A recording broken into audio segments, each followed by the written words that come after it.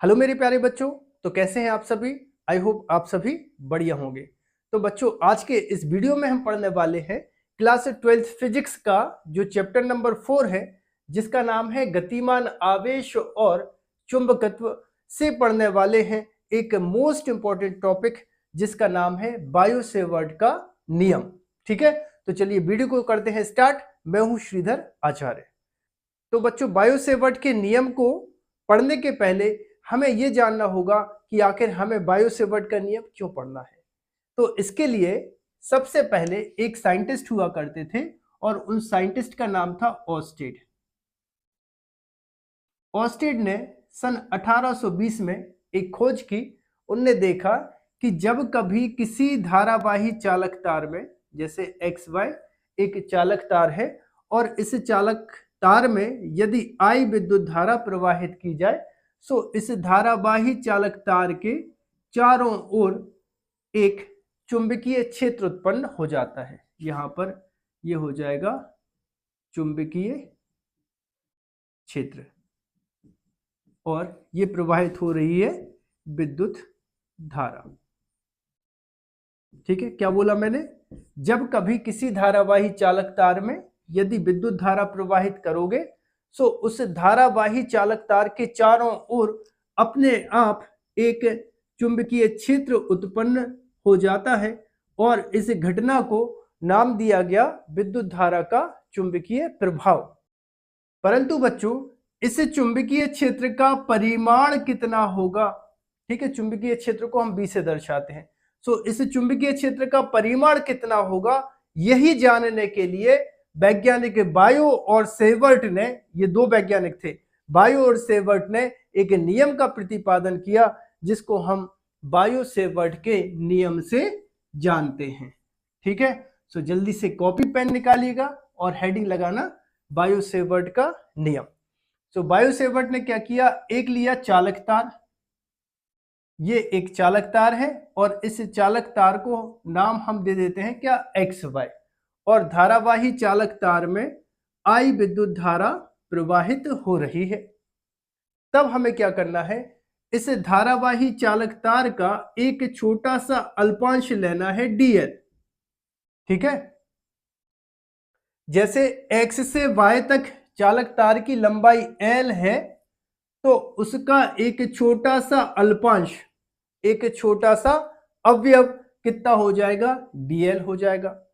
तब बच्चों जब इसमें धारा प्रवाहित हो रही है तो इसके चारों ओर क्या उत्पन्न है, चुंबकीय क्षेत्र। सो हमें चुंबकीय क्षेत्र सबसे पहले निकालना है इस अल्पांश के कारण। सो हम इस अल्पांश से R दूरी पर गए, ये R दूरी पर गए और यहां पर हमने एक बिंदु ले लिया P। ठीक है, और इस बिंदु P पर हमें चुंबकीय क्षेत्र का मान या परिमाण ज्ञात करना है और यहां पर ये जो कोण बनेगा, ये कोण लेना है हमें थीटा। सो अब इसकी थ्योरी आप क्या लिखोगे, माना XY एक चालक तार है, इस चालक तार में I विद्युत धारा प्रवाहित हो रही है, तब धारावाही चालक तार के एक अल्पांश के कारण, एक अवयव के कारण बिंदु P पर उत्पन्न चुंबकीय क्षेत्र। सो यहां पर देखो चुंबकीय क्षेत्र को वैसे तो हम दर्शाते हैं B से, बट यहां पर हम एक अवयव की बात कर रहे हैं, सो यहां के चुंबकीय क्षेत्र को हम dB से दर्शाएंगे। सो इस चुंबकीय क्षेत्र का मान, नंबर 1, इस चुंबकीय क्षेत्र का मान चालक तार में प्रवाहित होने वाली धारा, प्रवाहित होने वाली धारा के अनुक्रमानुपाती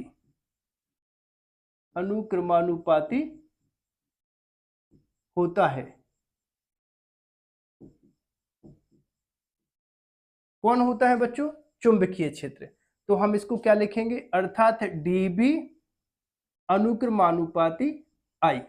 जितनी ज्यादा प्रबलता का आप करंट प्रवाहित करेंगे उतनी ज्यादा तीव्रता का यहां पर चुंबकीय क्षेत्र बनेगा। दूसरी बात, चालक तार के अल्पांश, चालक तार के अल्पांश की लंबाई के अनुक्रमानुपाती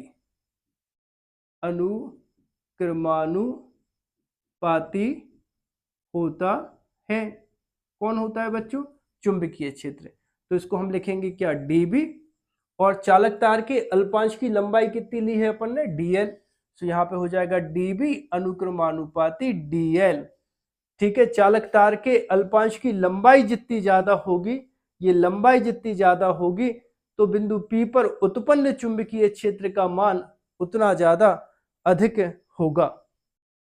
तीसरी बात आपको याद रखना है बच्चों, साइन थीटा के अनुक्रमानुपाती होता है। साइन थीटा के अनुक्रमानुपाती होता है। कौन होता है बच्चों? dB चुंबकीय क्षेत्र। सो dB अनुक्रमानुपाती साइन थीटा, जहां थीटा धारावाही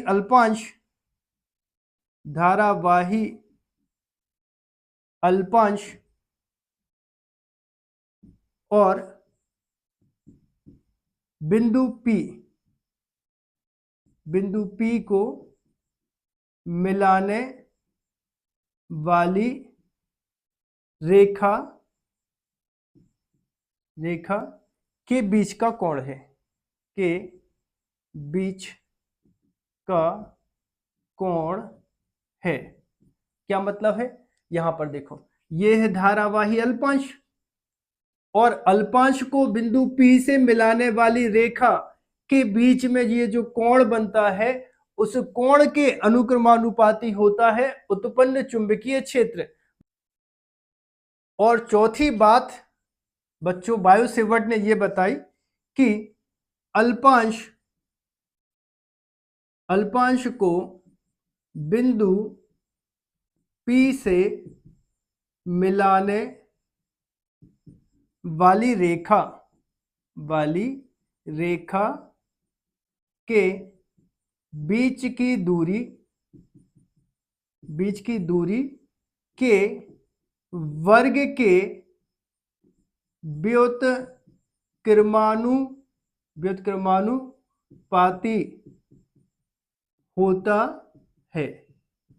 सो इसको अपन क्या लिखेंगे बच्चों? dB व्युत्क्रमानुपाती बीच की दूरी के वर्ग के व्युत्क्रमानुपाती होता है। मतलब dB व्युत्क्रमानुपाती 1/r²। सो बच्चों, अब ये जो चार संबंध अपन को दिख रहे हैं, ये पहला संबंध है, ये दूसरा संबंध है, ये तीसरा संबंध है, और ये चौथा संबंध है। इन चारों को हमें मिलाकर एक बार में लिखना है। तो क्या लिखेंगे अपन इसको? डायग्राम की फिलहाल अपन को अब जरूरत है नहीं।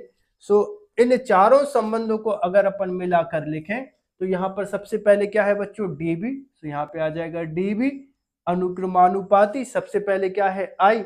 तो यहाँ पर आ जाएगा I। फिर क्या दूसरे नंबर पे क्या है? dl। सो यहाँ पर आ जाएगा IDL। फिर इसके बाद क्या है? Sine theta. सो यहाँ पे आ जाएगा कितना? साइन थीटा, और बटे, ये बटे का निशान, और यहाँ पर कितना है? r²। सो dB के इक्वल करेंगे तो क्या आ जाएगा? यहाँ पर अनुक्रमानुपाती का जब चिन्ह हटाएंगे तो यहाँ पर क्या आ जाएगा? एक नियतांक आ जाएगा k। इसके बाद आ जाएगा IDL साइन थीटा, और बटे हो जाएगा कितना? r²। अब देखो बच्चों, यहां पर k जो है वो एक नियतांक है। तो यहां पर हम लिखेंगे जहां k बराबर नियतांक,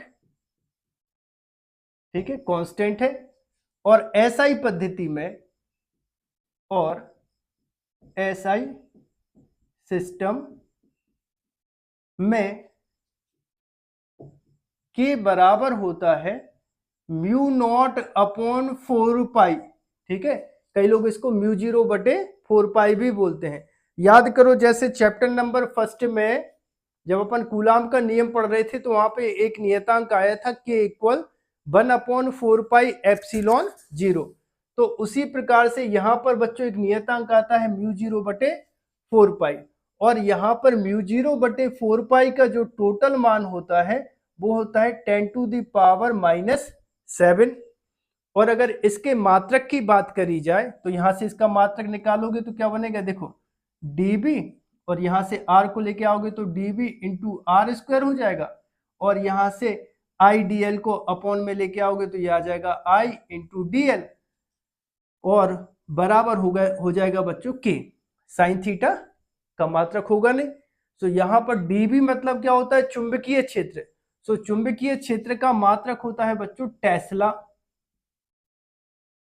राइट। इसके बाद R क्या है, दूरी। सो दूरी का मात्रक होता है बच्चों मीटर स्क्वायर, और बटे I मतलब विद्युत धारा। सो विद्युत धारा का मात्रक होता है एम्पियर।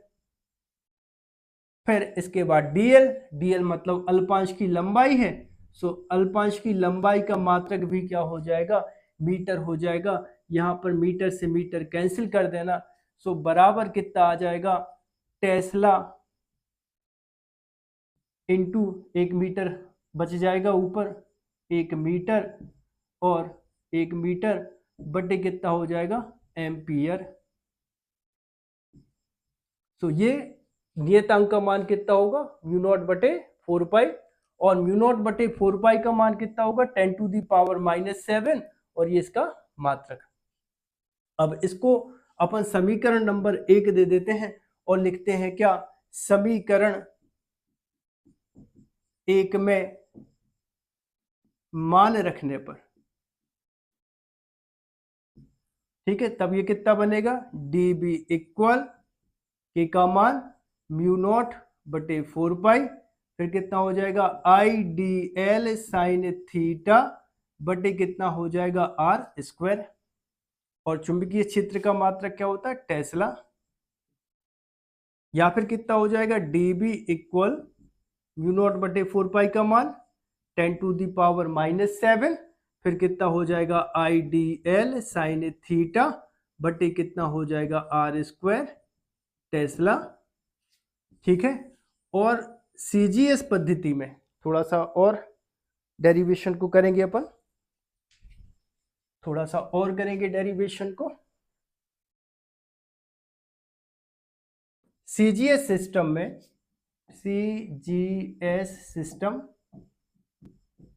में बच्चों K का मान होता है 1, K बराबर 1 होता है। सो अब वैल्यू रखोगे अपन तो कितना हो जाएगा, dB = यहाँ पे K था तो K का मान तो कितना हो गया 1, फिर कितना हो जाएगा IDL साइन थीटा बटे कितना हो जाएगा r², और चुंबकीय क्षेत्र की तीव्रता का मात्रक होता है यहाँ पर गॉस, GAUSS गॉस।